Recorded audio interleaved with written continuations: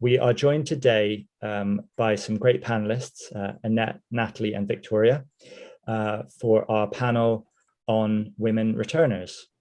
And this panel has been put together as part of a program Virtual Internships is running for SDS, Skills Development Scotland, and is focused on helping women overcome any barriers to getting back into the workforce. And it's part of a combined program that includes some real work experience with host companies and also some skills building workshops. But today's event, webinar, panel session is all about hearing from people who've been through this with real lived experiences. And I want to thank again Annette, Natalie, and Victoria for making time for the panel. But first of all, a big thank you to Mirta and to my colleague Rachel, who are joining us. Mirta is our head of employability and runs webinars for our wider audience of virtual internships. And so without further ado, I'll hand straight over to Mirta. Well, thank you very much, Ed. Thanks for introducing the session. And well, thank you everyone for being here today. Very special thanks to our speakers, Annette Andrews, Natalie Stanworth, and Victoria Oya. We're very, very happy to have you here. And we're very happy and excited to listen a little bit of your story in returning to work, the learnings you've had, and well, you sharing a little bit of that with us. So let me explain a little bit how the session is going to run. We will have speakers introducing themselves so we get to know them. Then we will have a moment for questions. I will ask different questions to our speakers. During the webinar, you can ask your questions through the Q&A box you can see below, and we will gather these questions and then cover them in the second part of the webinar, where we can take questions from the audience. And for our participants who are registered into the program, please stay after the webinar. We're going to divide you in break rooms so you can continue working on your program's project. So, well, first of all, let's start with our really interesting exchange. And the first thing I would love our panelists to do is to introduce themselves, to tell us a little bit what their story is when thinking about returning to work. So what about starting with Natalie? Could you like to share with us a little bit about you and your experience? Yeah, so I'm Natalie, and I am a mum of 3 children. My children are 8 and I have twins that are 12. I used to work in the city after I graduated, and then I had children, and obviously going back to my old career was quite different. So difficult because I was working long hours in a stressful job and traveling quite a lot. So I had to look and try and work out where I was going next with little children. And yeah, so that just opened up a whole new world to me of what could I do, what was possible, how do I manage childcare, how do I manage many things around my family. So yeah, I transitioned in many ways, which I'll talk about a bit later on, and started doing many different things after having kids. So yeah, now I'm a Pilates teacher and a personal trainer, and I also manage a few properties that I've developed, and I'm currently training for a HR qualification as well. So that's me. Thank you very much, Natalie. And now let's meet Victoria. Hello, I'm Victoria. I'm 41. I am a trainee solicitor with London firm Allard Bailey Family Law. I finished my training contract in a few months. I have 4 children, which has been my biggest blocker to returning to work. I can see if I get it in the right order, a 12-year-old boy, a 14-year-old girl, a 15-year-old girl, and a 17-year-old girl. And sometimes it's a nightmare. So it's been very difficult to manage this whole return back to work. I did a principal degree in 2002, which is how I know Natalie. And following that, I started working in a graduate trainee scheme. I managed to work in politics for a while as a public affairs consultant, and then I started having lots of children. I then did a stay-at-home mum stint for a while, got really bored, decided to open a cake company. So I was making wedding cakes, birthday cakes, celebration cakes, kind of right up from, you know, normal mums in the playground up to a couple of celebrities. I divorced, and when I divorced, I just couldn't manage the really long hours that are involved in decorating cakes. And if someone's collecting a cake on a Friday, you are working all through the night, Thursday or Friday morning, working from home. I'd go to bed, I'd come back downstairs and be like, no, it needs a drop. So I couldn't manage those long hours as a lone parent with 4, at the time, very small children. So I returned back to the whole law program. I went back to 7 years of studying and I haven't regretted a single day. Thank you very much, Victoria. Annette, we'd love to meet you. Hi, everybody. So my story, I'll give you a bit of a snapshot, but I'm an open book if anyone ever wants to reach out on it. So I have had a long, let's put it like that, corporate career. I'm a human resources professional. I've worked with big organizations globally. And 2 years ago, I was a very brave girl and left my corporate role where my last job, I was the chief people officer at Lloyd's of London. And I left because I wanted to do something different and I wanted to do it for me. But let me tell you why that was so important. I also have 2 monsters. They're huge now. They're 21 and 23, and they're both towering over 6 foot. But in addition to having them, I also became the carer for my partner. When my youngest son was 2 years old. So I was a sole provider, carer, parent, social secretary, you name it. And it was really hard work, really hard work. And I always felt guilty. Was I doing one job wrong or the other job wrong? But then 10 years ago, I literally did become a single parent. The mental health problems and alcohol problems that my partner had became too much, and I was at risk as well with the boys. So I got divorced. It was very difficult. And even at that time, I chose to go to a smaller job with less travel so that I could dedicate more time to the boys and be more available for them. But I made myself a promise that as and when they were old enough and they got to uni, which they both did, that I would do something for me. But that would involve me starting all over again and set up my own coaching and consulting business. So I've done that. I got my timing slightly wrong, or maybe slightly right, in that I resigned as the pandemic started. So I literally went into lockdown. But I did pro bono work for 6 months because I had a serious case of imposter syndrome. No regrets, but flipping heck, how am I going to do this? But I have, and I'm very happy to share. I literally had to think through everything I needed to do to build up me and my business. So that's a snapshot into me. Happy to share all that. Well, thank you very much. I'm very, very excited with all your stories and everything you're going to share with us. So let's go into our first questions, right? We would love to know your experience in returning to work and how this process was for you, right? Did you go back into the same career, or did you have a career change? And in that case, how did you insert yourself in a new area or field? And what did you need to learn to find your new job? How did you do it? What helped you? Very big, broad questions, really interesting. Natalie, would you like to share? Yeah, so I graduated in 2003 and started working for BT in corporate communications in London. And I was on their graduate scheme, and all was good, all was fun.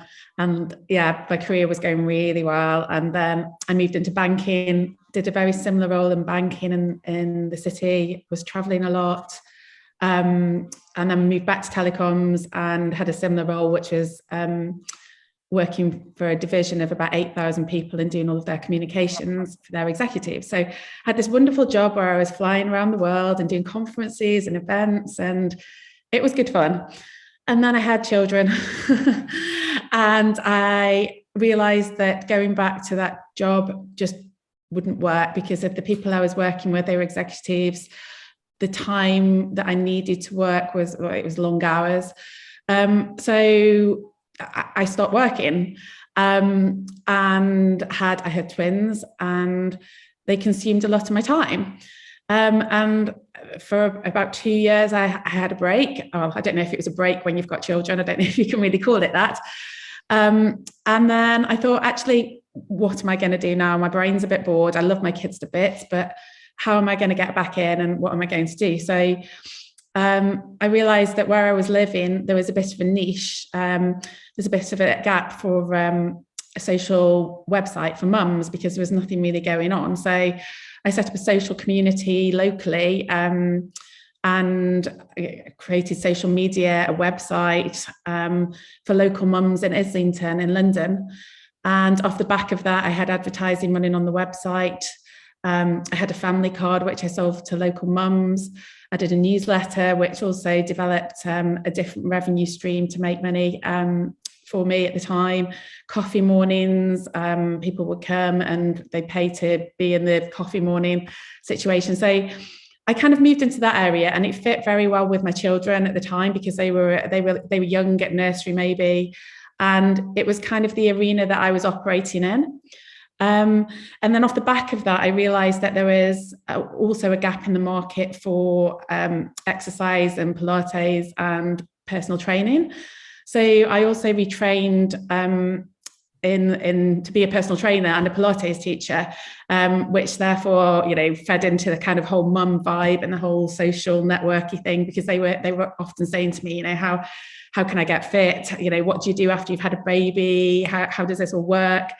So I developed that side of the business as well. So I had different revenue streams that were coming from the website and from that. And then on top of that, I also found a small property that I started to renovate myself. And I got my hands dirty and was painting a small little flat in the middle of nowhere.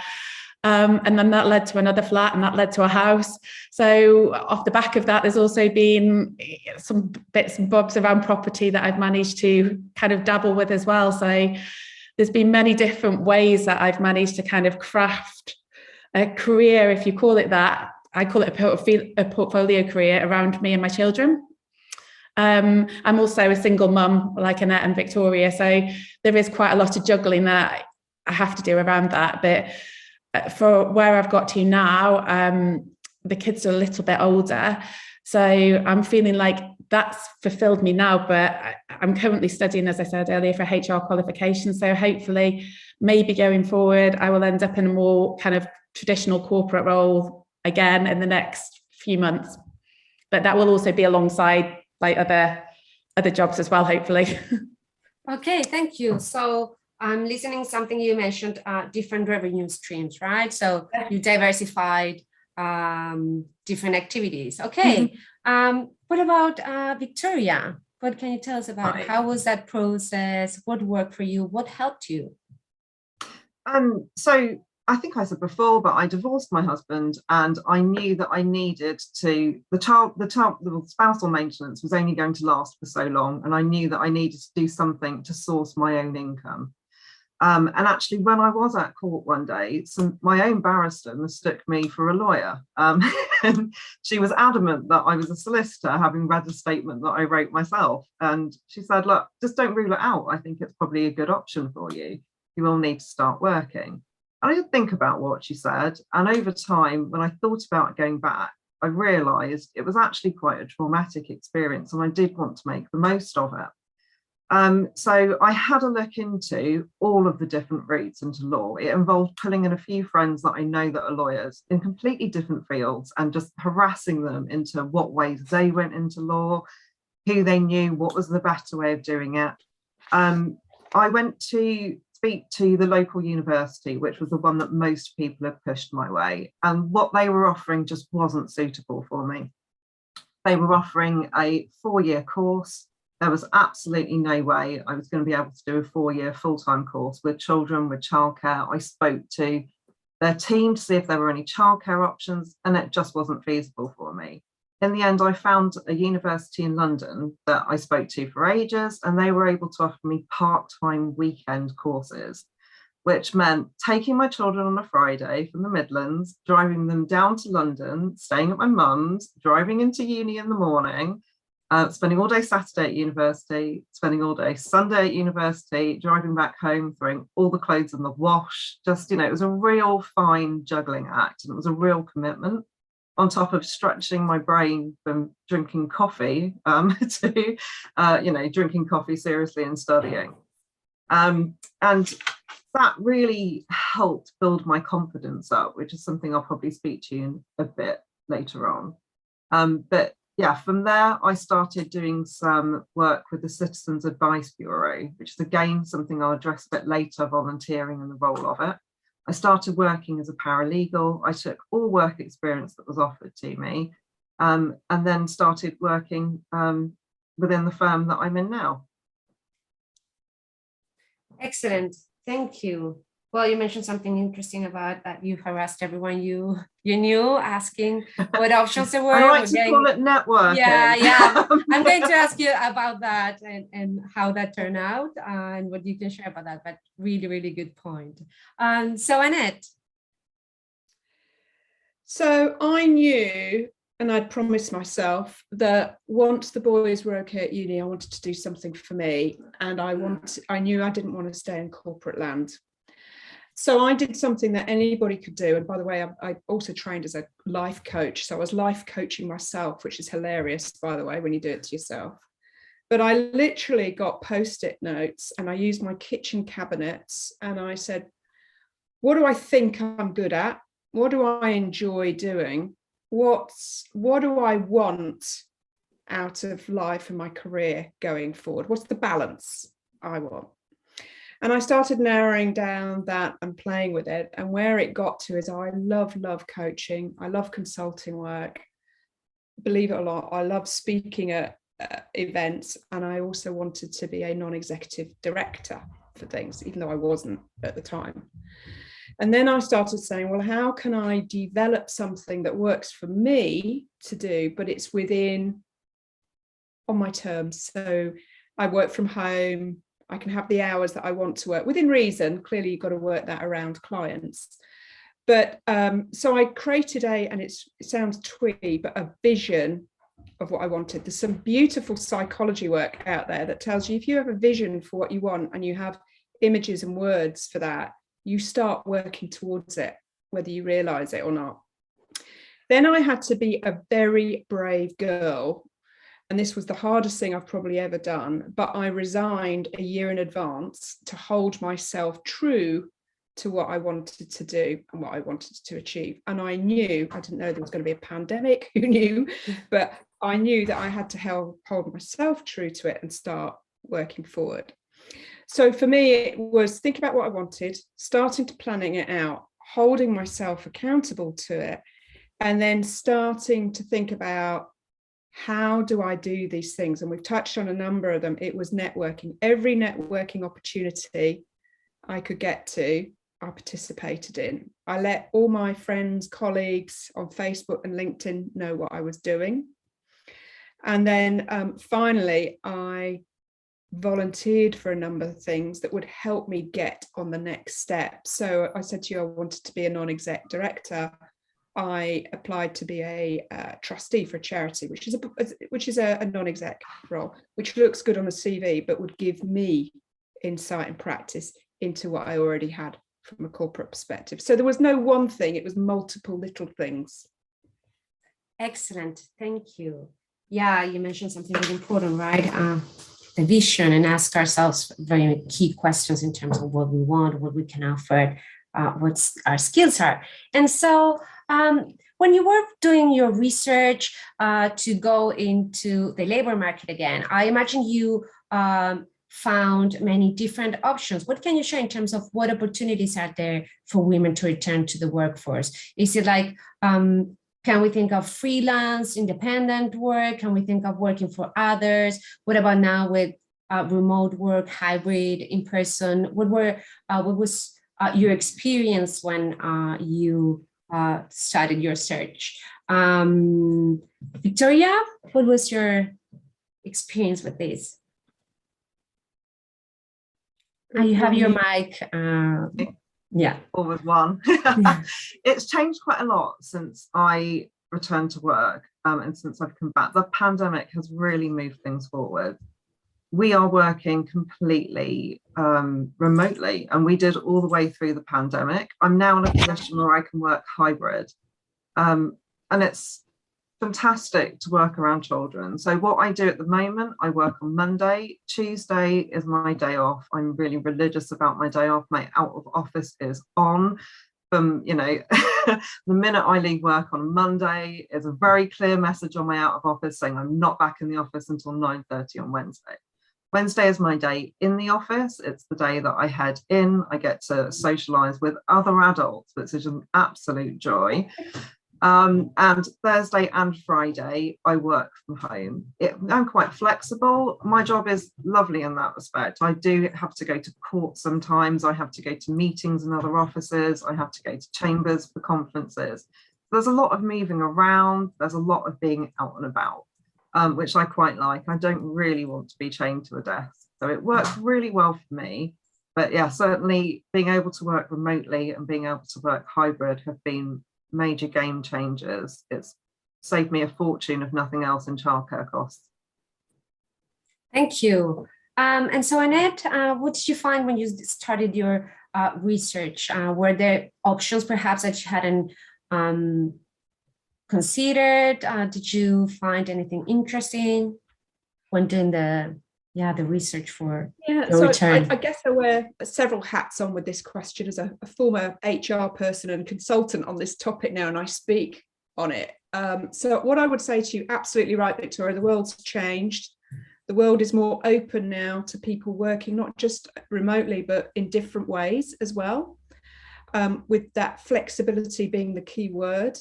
There's other things that I think help, which is there's been a lot of people that the pandemic's been a bit of a reality check in what's important and what they want value doing and what they want to change in their lives. And more people are leaving their roles and are being more firm on what they're prepared to do and what they're not prepared to do. And it is an employee market now rather than an employer's market. And also, I think the employers are recognizing that at long last, they can tap into a greater pool of talent by being more flexible as well.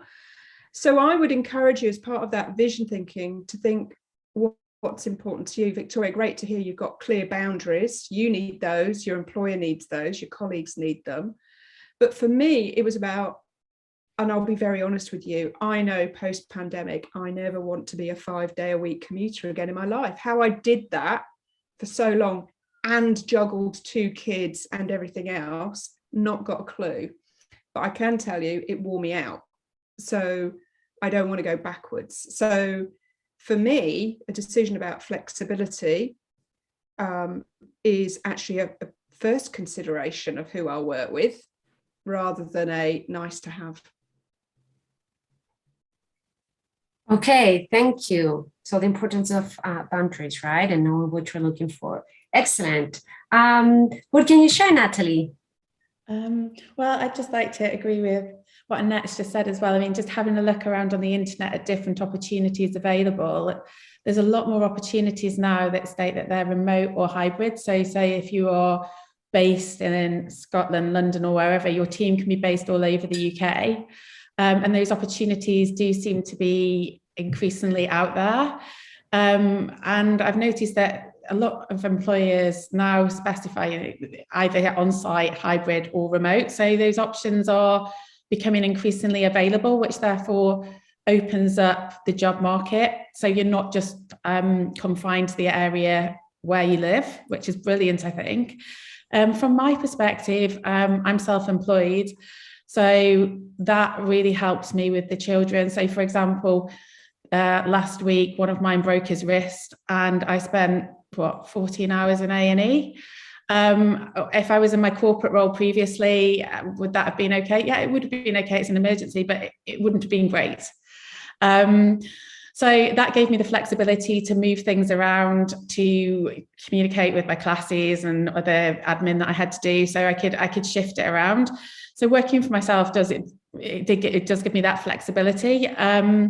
I can obviously run classes online, and I can change those around, and I can fit my diary around childcare and their needs when and if necessary. But what I've found is that as the children are getting older, that pressure on me is seemingly less in terms of caring for them, which means that I feel like I've got a bit more time. And as they get that little bit older each time, the pressure seems to come off slightly. I mean, it changes, but I feel like, there is more time to do what I need to do and less time spent actually caring for them and their needs. So I think whilst you have young children, it might feel like it's all impossible, but as they get a bit older, if you do have children, it does feel like there is more time to do what you want to do and less time that you have to flex around those. Okay, perfect. Thank you. So our next question is a very key question, right? What is the role of confidence in this process, and how can we build confidence to go back to work? Would you like to start, Annette? I think I've shared with you that, despite all my career and roles, etc., I still had a serious case of imposter syndrome when I left corporate life and set up my own business, became self-employed. I think the honest truth is that everybody has a bit of imposter syndrome to varying and greater degrees, and that's male and female, so it's normal. I just had to do a bit of sanity check for that. A little trick I did for myself, which is funny because I use it with other people in coaching, is I created post-it note again of one post-it a day of something positive that happened to me or something positive that I had done. And it builds up very quickly and became a wall of positivity on my wardrobe door, but it really helped me. The other thing I did was just start with that pro bono work. I was sort of doing it for love, but for free, but I was building up my confidence. And I think that was really important, to the point when people were asking me, will you come and do this for us? And by the way, we've got to pay you this time because it's, we can't keep doing this for free. But also the volunteer work during COVID, but also with the charity I was supporting, that helped me as well, and just reinforced my confidence and self-belief a bit. Excellent. And Natalie, how was for you? I'd second what Annette said in terms of volunteering. I volunteered in small roles, so PTA roles, just helping out friends if they were doing anything, any bits of admin. And then obviously setting up the website, I did that myself. And I think it's about taking it in small chunks, so not looking at the massive big picture, just taking it small step by step and doing what you can manage.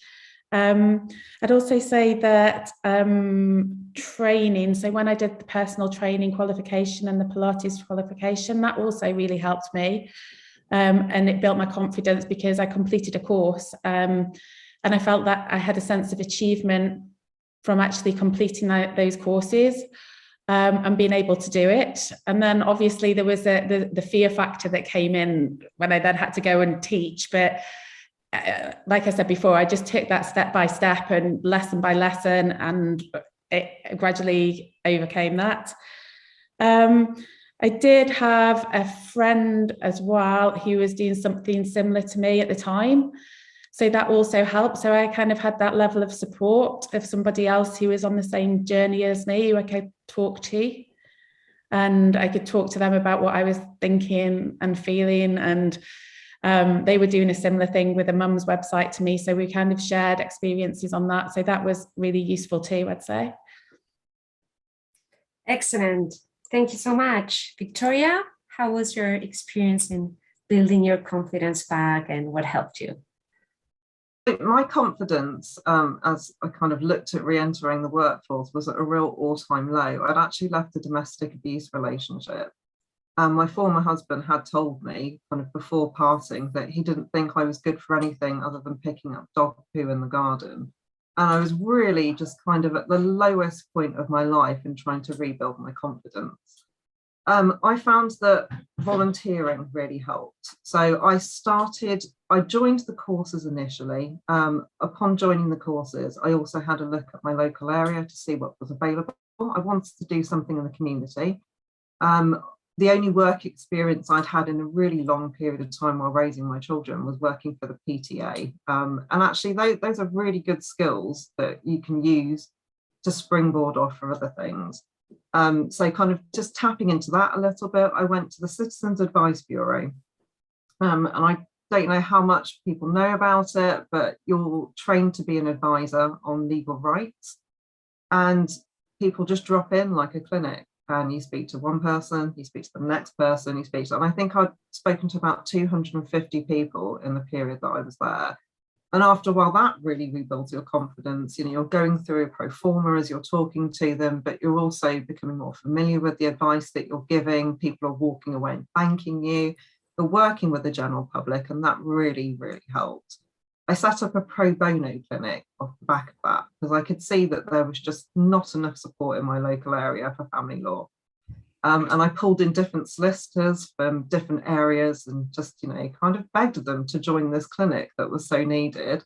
And I was able to meet lots more people through that. I got offered a training contract at an amazing firm, which wasn't right for me at all. I mean, they were basically talking about how they all live together, how they work really long hours, how it's not unusual to work till 1 a.m, but the company buys them pizza. And I was like, whoa. Then I think somebody said, it's a bit like, you know, these guys are like my family. And I was like, I have my own family. This is not for me at all. Like, I'd really like to spend some time with my kids. I shadowed people as well. And I think a lot of it is confidence building, but it's also working out what you don't want.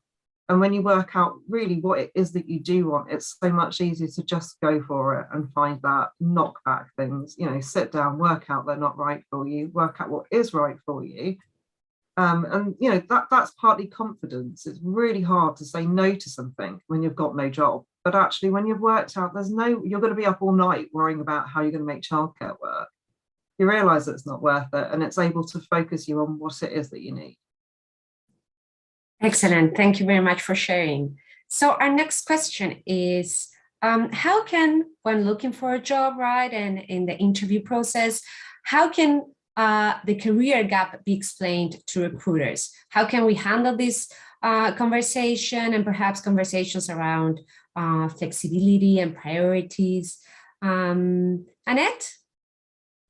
What are your thoughts on this? Isn't this an interesting one? Because a couple of years ago, I'd have probably given a different answer. But now with the pandemic, one world has changed in its perspective, but also a lot of people now have career gaps for a number of reasons as a result of the pandemic. So honestly, don't apologize for it. Instead of talk about the skills you've got out of that time. So for example, I can tell you, I am way more patient now as a result of being a mum and managing all those caring responsibilities. I'm way more organized and multitasking on things. But I've also got greater levels of empathy, I think, than I ever had previously with that. I should also add that I'm carer for my dad who's got dementia. So I'm seeing back the other end of the spectrum now as well. So I would say to you, think about what skills you have got as a result of it. Don't apologize for it because you don't need to. And I would also say to you, there's some amazing research out there that shows women bring something very important to their employers and teams. They unite and support, and they're way more organized than typically their male counterparts. Clearly that's a gross generalization, but typically that's what it is. So don't forget those things. And again, it links to that vision. Think about what you bring to that employer. Excellent. Thank you very much, Annette. Victoria, what are your thoughts on this?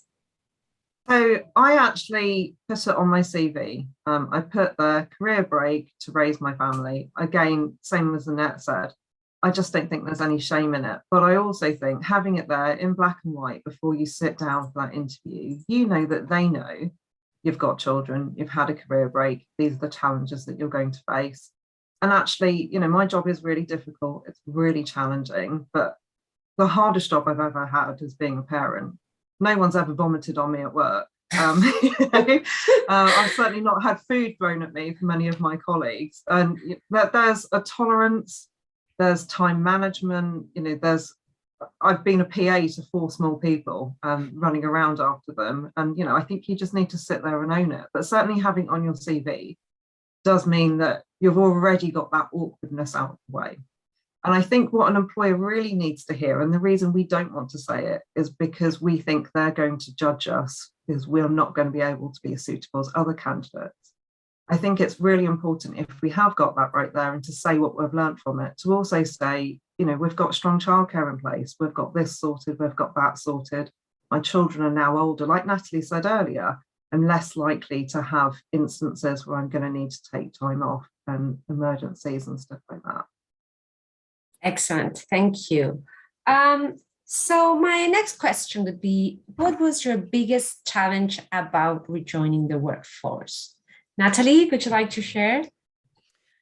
I'd say it was fear of, with Pilates and personal training, it was fear. It was the fear of walking into a room and feeling like Annette said, an imposter, and going, I'm not good enough at this. And it was really hard. Having to get over that hurdle was really tricky, and the only way to do it was just to jump right in and just go for it.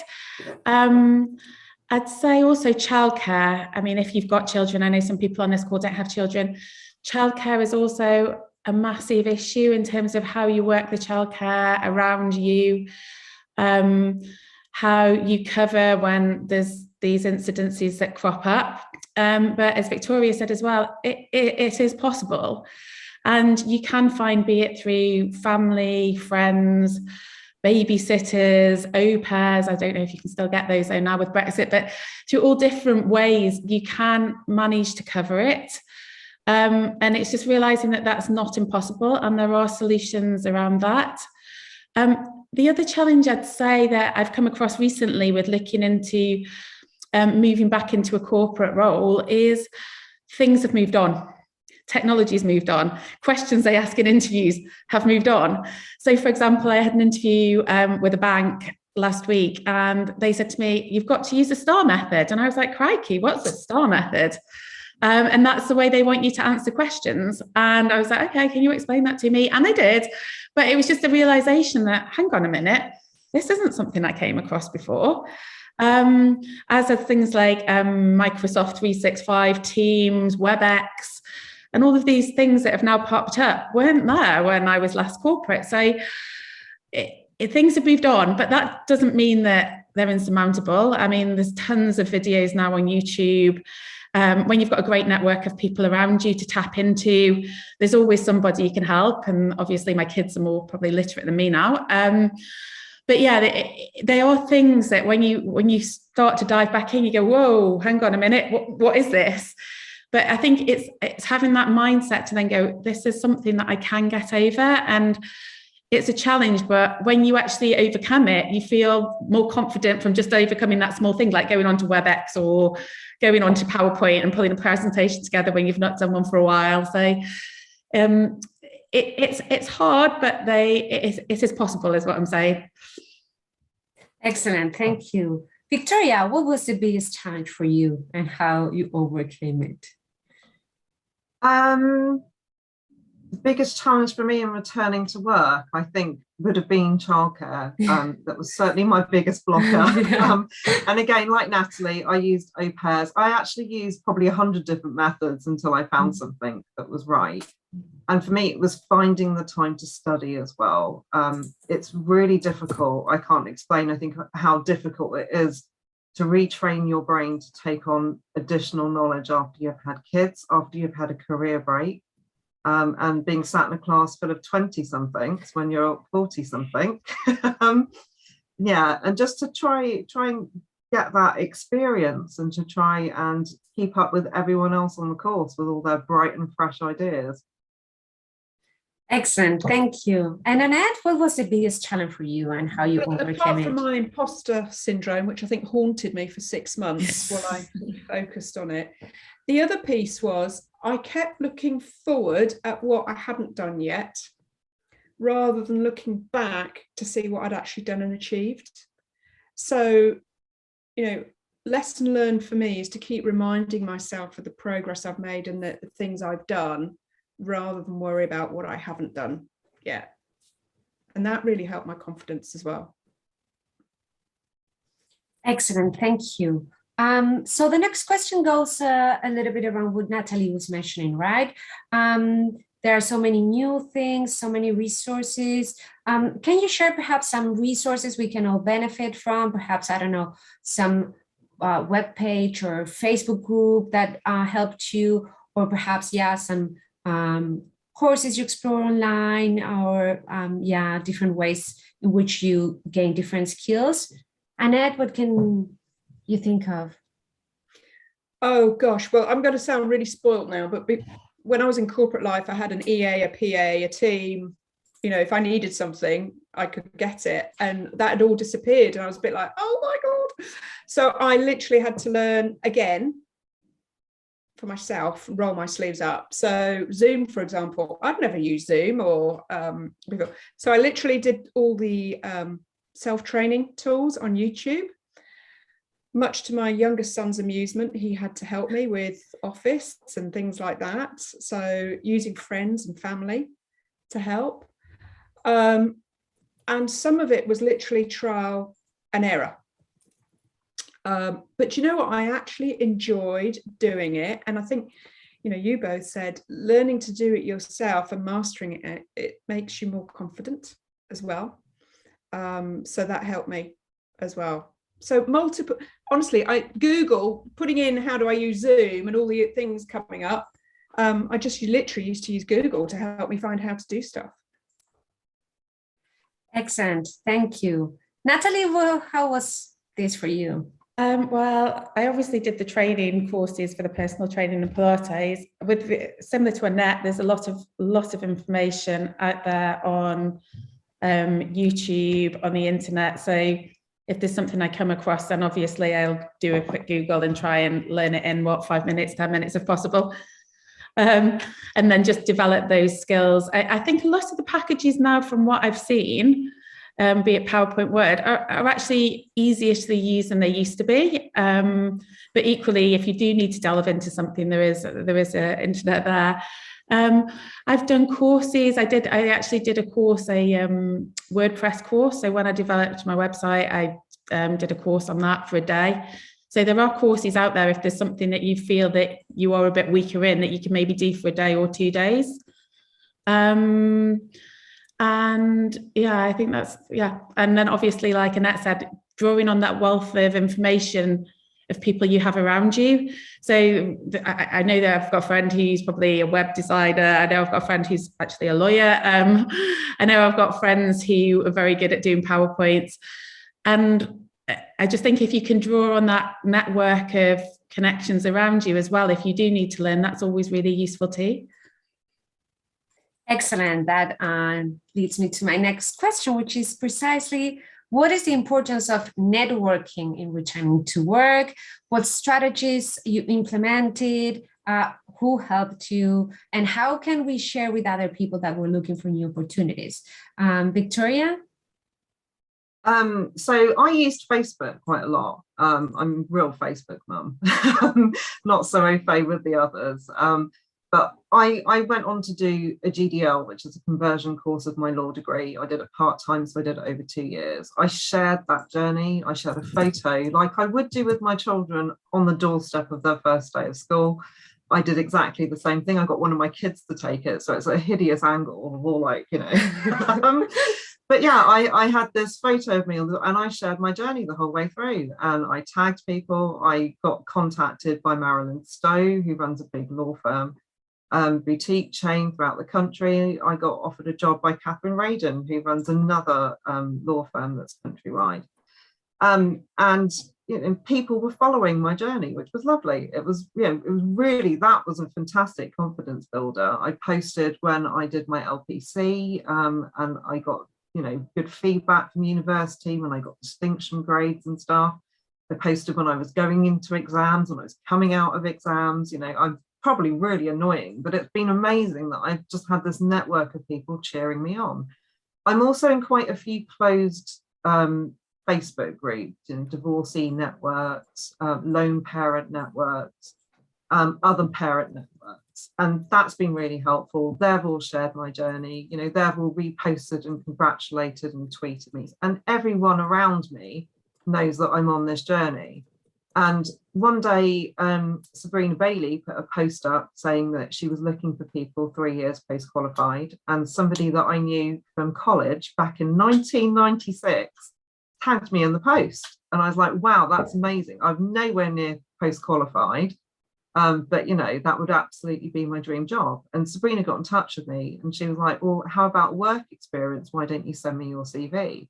And I think I entered like a month of panic of, oh my God, how am I going to put this, that, and what am I going to put on my CV? I've not done enough. I'm not ready for this opportunity.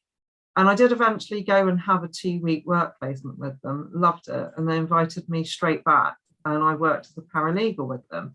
And that really shows the importance of networking. Now I'm in the job and I have my own client base and everything else. That networking really helps bring in new clients. Everybody knows I'm a divorce solicitor. Everyone knows how passionate I am about it, my whole journey there. The fact that I've gone through it myself, so I have that real level of empathy. And, I get referrals left, right and centre through those networks. So it's really, really important to network. You don't know who's looking. You don't know what opportunities are available.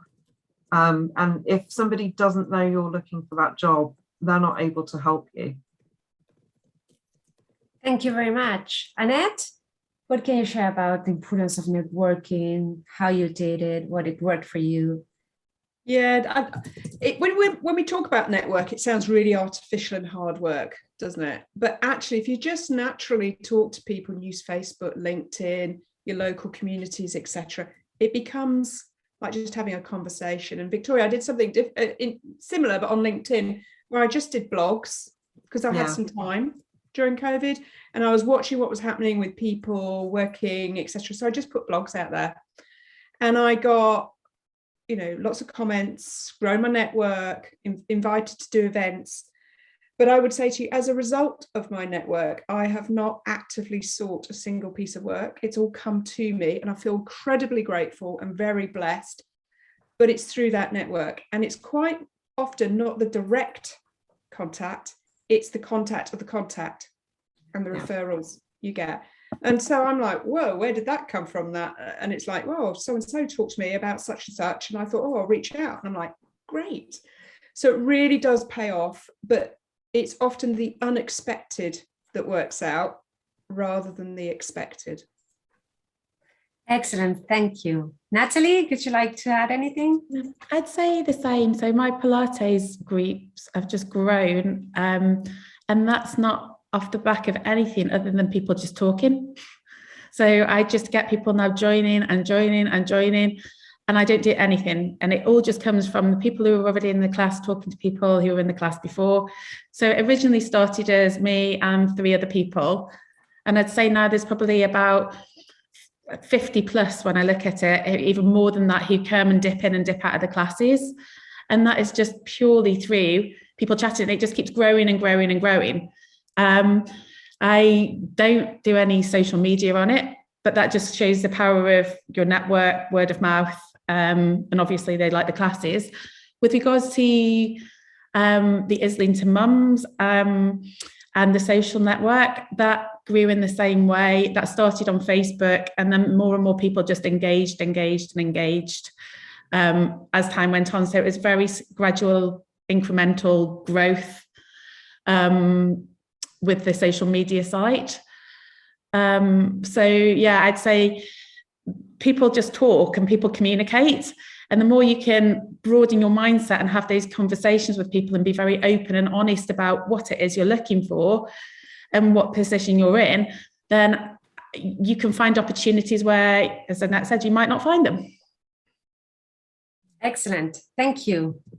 Okay, I think we're ready to take some questions from the room. Ed, do you have anything you'd like to ask from the audience side?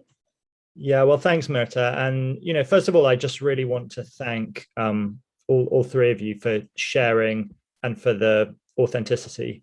I recognized so many things that I hope and I believe will be resonating really strongly with some of our audience today. The piece around volunteering or work shadowing is one of the key parts of the program that they are participating in. So that's really great, just to build up that confidence. And then the other huge thing that I noticed, and I've got written in big letters and underlined here, is that the skills and the articulation of those skills came through really strongly. So I'm hoping that our audience and our attendees are thinking along those lines. I want to say now, if anyone does want to come off mute and share their story or background or question, we would absolutely be fine with that. Just let us know in the chat, let me or Myrta know, and I believe that we can unmute you.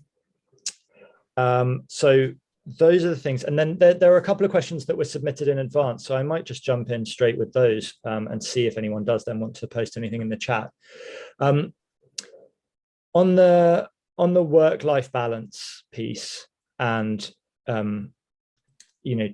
childcare or split responsibilities, some of you have talked a little bit about your strategies, but I wonder if you had any additional advice on how you've approached either compartmentalizing it or not compartmentalizing it, how you kind of take a step back from either element, and whether you'd have any specific advice for the listeners today. I mean, particularly if you're in a situation where you don't have a work commitment and you are doing childcare pretty much full time, how could they approach those first steps?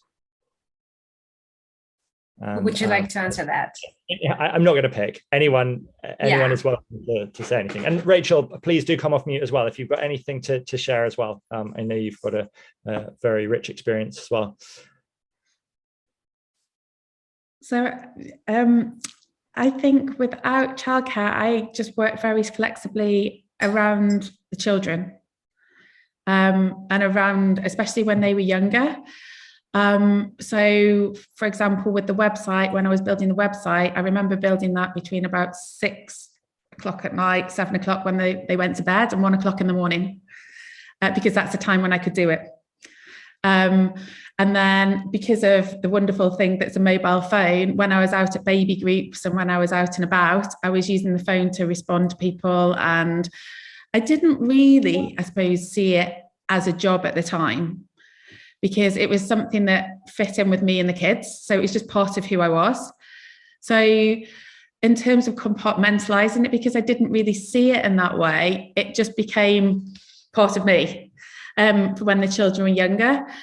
In terms of as they've got older and moving more into the Pilates sphere and the personal training sphere, I think that, I will get WhatsApps at night asking about classes, and I will get them late at night, but I just don't respond until unless it's urgent, I won't respond until a time that is suitable. So, post 8:30 in the morning, 8:30 before a class, I can respond.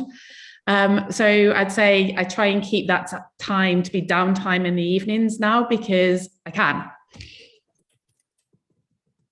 Thank you. Anything that Annette or Victoria would like to add? I mean, any specific game changer with childcare, or any solutions that maybe any of our audience might not have thought of? It's a game changer for me when I was working and I had kids that needed childcare. If you're not happy with your childcare, you won't be comfortable at work and performing at your best. So having the right care in place is very important. I've now got that with my dad, because my dad needs 24/7 care. And so again, with him, I've had to make sure that I'm very comfortable about the quality of the care he's getting, and that I can get on with work. Otherwise, I'd be worrying. So whatever the care scenario, you've got to be happy with it, because if you're worrying about it, it doesn't work. The other thing I would say to you is your needs change during the different stages of your life. So what you put in place 1 year, in a year's time, you might need to change them. And that is just, I remember thinking, what do you mean I've got to change my childcare or arrangement? And then I realized that my needs and their needs and the needs around me change as well. So its flexibility is important as well. Thank you. And Victoria, anything you wanted to add on that? Mine's a bit of a random one. I got a glass door. I realised my children just kept popping over to look at me. They didn't actually need anything. They just wanted to see that I was there. So I got a glass door, and they literally just smudged their faces up against it several times a day just to check in on me. And I guess for them, it was a transition too. You know, just as much as I transitioned back to work, they transitioned into having a part-time mother in some ways. Yeah, I think just again with the boundaries are really important, but it's to make sure that you keep that work-life balance and you don't burn out. I'm so excited about having a job that I could absolutely answer emails all day, every day. And I do have to, especially in the pandemic, when I got like my first few clients, I was like, oh my God, I love this. I'm going to move everything forward for you immediately. But actually, you know, I'd be really at danger of burning out. I think a lot of women had said that they worked a lot longer during the pandemic, really putting in longer hours. And as women, we are really, it's a real struggle for us to say no and to put boundaries in place and to be really firm. But, you know, we also have to remember that we've got other people we care for. You know, be it a parent, be it a child, or be it ourselves. You know, a lot of people are returning to work, having career breaks after experiencing mental health or poor health. And really, you know, as much as you need to build up your confidence and take on that work, you need to make sure you don't burn out and find yourself in that position all over again. Yeah, no, that's super useful. And from the very tangible of the glass door through to some very important self-care. Really love it. Thank you. So I have got a couple of questions now in the Q&A panel. So first of all, and excuse me, I'll just read this one out directly. As someone who's looking to return to work after a long period of illness, I wonder if the panelists who've moved into new fields could share how they overcame the psychological barriers to following your passion rather than just returning to what you knew. You all seem very fearless, and at the moment, the fear of moving away from my comfort zone is one of my biggest hurdles. Thank you to whoever wrote that. It's a really well-worded question, and I'm just giving our audience a little time to think about it. And again, I don't really want to pick on one of you, so just put yourselves forward if you've got something to add. Yeah, I mean, oddly, my passion is divorce and arguing over children and trying to solve those disputes more than anything. And it's really hard to go into something like that when you're up against people who've been there for years. All of my colleagues are like, you know, 20 years experience plus. And I think Annette said several times imposter syndrome, and it's completely true. You know, I've felt for quite some time that I've been playing law rather than actually law. And I finally reached that point now where I do feel very comfortable in what I do. In terms of psychological barriers, feeling you're not good enough and stuff like that, that's where I think support networks come in. And one of the things I didn't mention earlier was I joined a group called Women in the Law. And it was just returner women returning back to law. And, you know, some of them are just starting their journeys like me. Some of them were very established in their journeys. And I think finding that other people are in the same position, that really helps. It helps to know that you're not the only one out there, and that there are other people jumping over those massive hurdles too. I know one of my colleagues joined something called Toastmasters. She's really quite shy with public talking, and that really helped to be in a room full of other people with the same issues and really developing and honing in on those skills. And it's that confidence that will start breaking down those hurdles. And I think Natalie also said it, taking it one step at a time.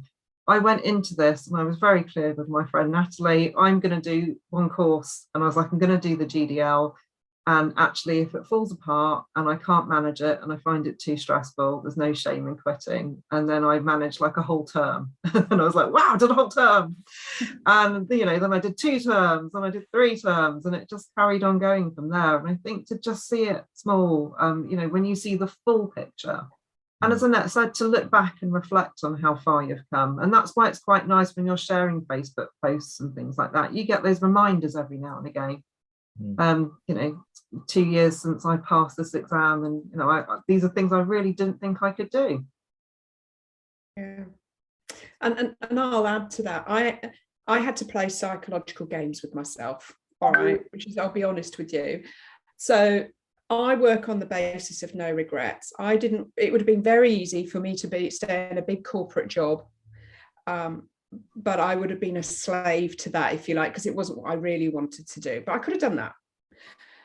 But what I said to myself was, I want to do this on the basis of no regrets. If I don't do this, if I don't try it, then I'll forever not know if I could do it, and I'll regret not trying. If it doesn't work out, I can go back to what I was doing.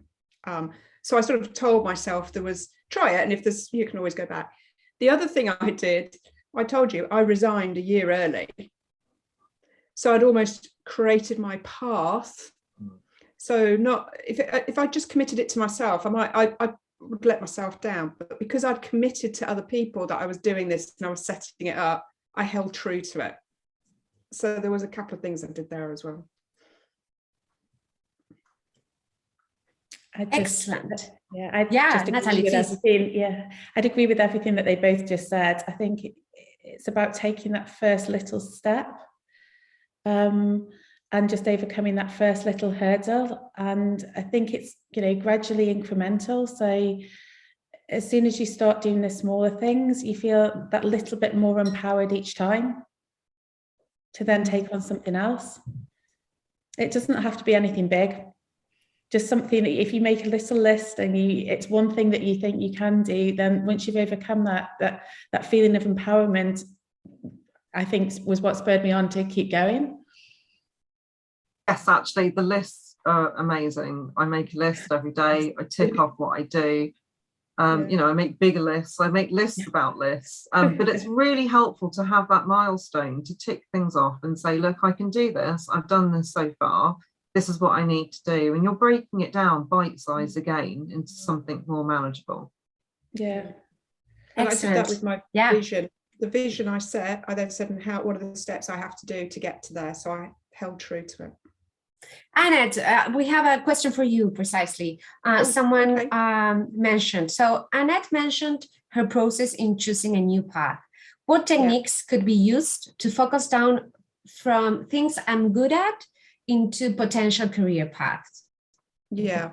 So again, keep it simple. And I'm a post-it note queen, honestly. So grab post-it notes, use your wardrobe door or your cupboards in the kitchen, which is what I did. So then just make a post-it note, one thing each, one per post-it note of things you are good at, you enjoy, and things that you want from life, like flexible working, work from home, whatever it might be. Then start to narrow it down as to actually you'll start to see in there, well, I enjoy corporate life, or I want to work in the third sector, or you'll narrow that down as well. Then start to look at what opportunities there may be available, but use this network as well to keep talking to people. And here's my hot tip of the day. Don't narrow yourself down too much so you're only looking at a small group of opportunities. Keep your options open to a degree, because it's only when you get offered a job that you're the preferred candidate, and you can have a really good discussion then about, actually, I've been reflecting on the way I'd like to work or whatever. If they really want you, that you'll get more flexibility and support, if I'm really honest with you. Don't get them to shut the door at the long list or short list stage. The other thing I'd say, if you are thinking about working for yourself, that can start to pop out as you're doing the building. I know a number of pro bono coaches, as does Ed. So there's always, you can tap into our resources of pro bono coaches who can help you once you've done that post-it note, start to narrow it down and think about, well, what does this mean? but we won't give you the answers. We'll ask you to think about what this is telling you your options are from a job or career perspective. Excellent. Is that fair, Ed? I just volunteered a load of coaches. That's wonderful. Thank you, Annette. Really... Excellent. Natalie or Victoria, could you like to add something? Okay, that's perfect. No, I agree with what Annette said. Yeah. I'm happy with leaving it there. Excellent. So our next question would be, well, sometimes getting started is like the hardest part, right? What are 2-3 concrete steps that you would recommend as a good place to begin the job searching process? So from my perspective, get your CV ready, but don't just do CV. Think about all those things we talked about before, about things you enjoy, your skill set, all the things you've probably not really thought about in terms of organisation skills, etc. All the things we sort of just do and take for granted, but there's actually a skill set involved in that period of time we've had off. And build up your CV. All right. And again, Ed, I can give you a template. You've probably already got one that you use to help people with that. And a great covering letter that talks about you, this person here, not just what you do, but how you do it, your values and your behaviours as well. Because there's again with the pandemic, people are really interested in the authentic person that they're bringing onto the team as well, because it's all about building teams or individuals. Then start to look at matching what you want with the opportunities available. And you can even honestly just put in speculative letters. The number of speculative letters I've had to organisations in my life about, I can't see a particular opportunity at the moment, but I'm interested in this type of work. This is my background and experience. Here's my CV. Please let me know if there is anything or keep me in mind. Tick. Yeah. So don't just think you have to put in for a specific job. Yeah. But remember the volunteer opportunities as well, because that will add to your CV and give you something to talk about at interviews as well. Does that help? I think it's really, really helpful. Victoria, could you like to add on that? On getting started into going back into work, or getting started in the search for work, was it? Yeah. I think getting started in the search, just 1 or 2 just quick tangible things that our audience might think about doing if they haven't thought about it. Where would you start? I think just having a look at your CV, having a look at interview skills and techniques, and just really working out what the gaps are in your CV and working out how to fill them and what answers you might want to give with filling them. I think also working out what hours you realistically are available to do, what areas you're able to travel to, and just to narrow your search into there. I mean, I'm the kind of person that anyone I speak to, I'm like, oh, it's an amazing job, I could do that. So, you know, I've always been quite open in that respect. But yeah, certainly it has to be something that's reasonable travel, time, commitment. Excellent, thank you. Natalie, would you like to add anything? Similarly, there's opportunities everywhere. So, be it friends, family, social media, just letting people know what you're looking for and that you're out there and you're looking. Obviously, CV, needs to be up to date. And as Annette was saying, the cover letter and, stating who you are and what your values are. And then I think in terms of jobs market, I think there's loads of different websites out there with different jobs on. So it depends what you are looking for, I suppose. I mean, I've been looking quite a lot at LinkedIn, which I find fascinating at the moment because there's so many opportunities on there. And as I said before, there's on-site, hybrid, remote. So it might be that you find a job that's remote consulting from home. So I think just be open-minded. And yeah, I think online, there are a wealth of different opportunities that you can actually apply to. And then also there's a website called Digital Mums. I think they do digital training. I think they do remote work as well. I think you've done have you got a pack where you specify the kind of directions, websites and We're different going to things share that you can a share? document Yeah. with our participants Okay. with different online resources. Yeah. Yeah, okay. Yeah. So yeah, I think it's just about getting out there and looking to see what's around and making sure people are aware that you are looking as well. I think just yeah, go on, Victoria. don't be afraid to sit down and speak to a careers advisor. There are loads and loads of different career pathways out there. And it may be that you're dabbling with 2 or 3, but you're not quite sure how to tailor your CV. There's no shame in seeking out all of these things. Most universities have them. Most local governments have them. And just sit down with someone and really work out what it is you want to do. I mean, there are thousands of different job options, and also consider something like Natalie's done.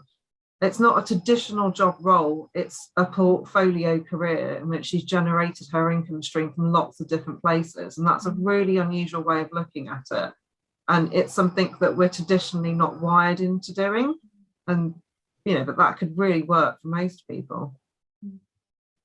And I was going to add one very cheeky one, but it works. If you see a job advert that you think you like, but you're not quite right, or you're not successful getting it, find out who posted that as an individual with a company and build a relationship with them. And then human nature is they will have you in mind for opportunities as they come up that may fit your needs, and they will let you know about those opportunities as they arise. Very cool. Excellent. Thank you. There's a question in the chat, guys, about consulting and how much you guys charge for your services, and if there is any support to help you kind of, if you start consulting, how do you know how to set up a business and specifically what to charge? This was a nightmare for me. One, I hate asking for money. All right. And my imposter syndrome set in. Women aren't very good at typically doing this anyway. Right. So I did a couple of things. One, sort of during my pro bono period, was me sort of testing out the waters. But then I started to do, rather than just do it directly for yourself, you can do what they call associate work, where you do it on behalf of other organisations, but you do it on a self-employed basis. So I shamelessly learned about their rates in that way as well. And I also talked to my network again about, what would you pay for this? What have you paid typically in your organisation? But I also knew from being on the other side of the fence what I used to pay for coaching and consulting work. The biggest thing I found is, now that I work cross-sector, is different sectors pay phenomenally different rates for different work. Yeah. So if you're a coach in a bank, you get paid a lot more than you would as a coach in the NHS, for the example. I'm not saying that's right or wrong. It's just saying it's on affordability and the budget available. So I also learned I had to price myself differently. Sounds bad saying that, doesn't it? Price what I was offering differently for different sectors and markets. Equally, what I might charge a company is different to what I might charge an individual. So it's research, trial and error, but just beware, once you've charged an organisation one thing, it's very hard to go back to them and go, I made a mistake on that one, So just beware that trial and error. I also did some introductory rates, hilarious. If the first time you use me, great, let's agree this rate.